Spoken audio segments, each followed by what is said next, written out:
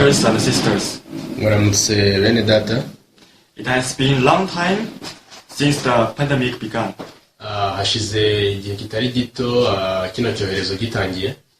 I hope you are all well. My name is Leo. Now I will testify to you how I have changed my heart. I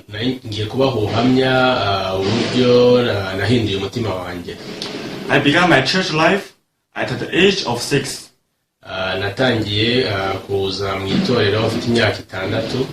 And I traveled many cities of the course of 18 years.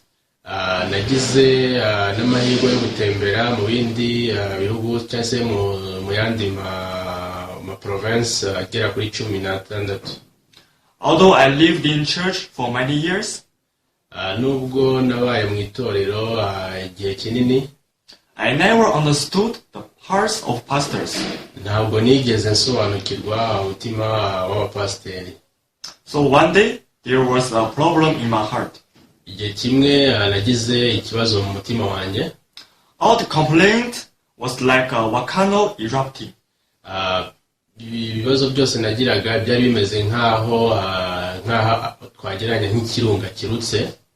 used to complain about how church wanted to control my life.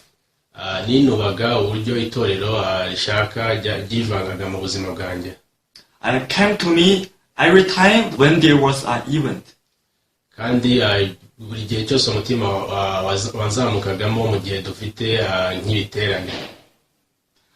But one day, through the fellowship with pastor and ceremony,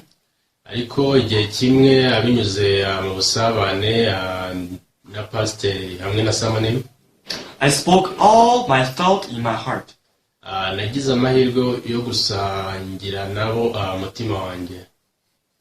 But before, I thought, how could I say like that?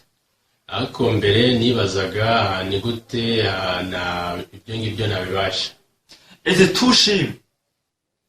Sorry? Too shame.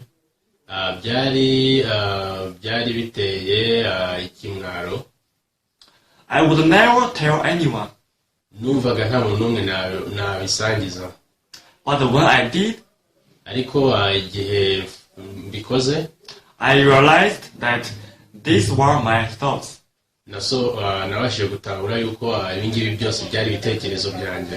Satan deceived me into hiding my heart.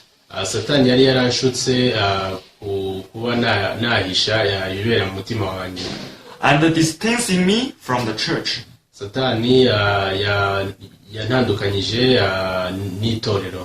Even if you live in a church,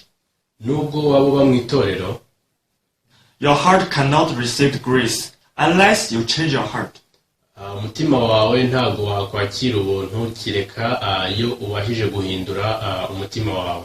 Last month, I visited many brothers and sisters.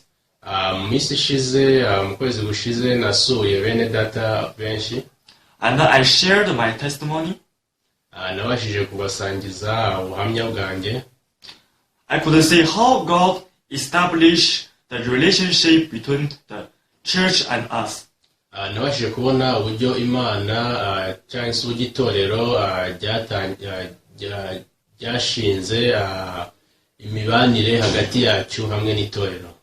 through union and fellowship.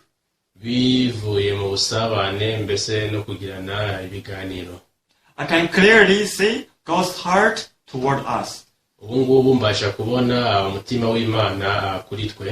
So much for my testimony. Thank you for listening.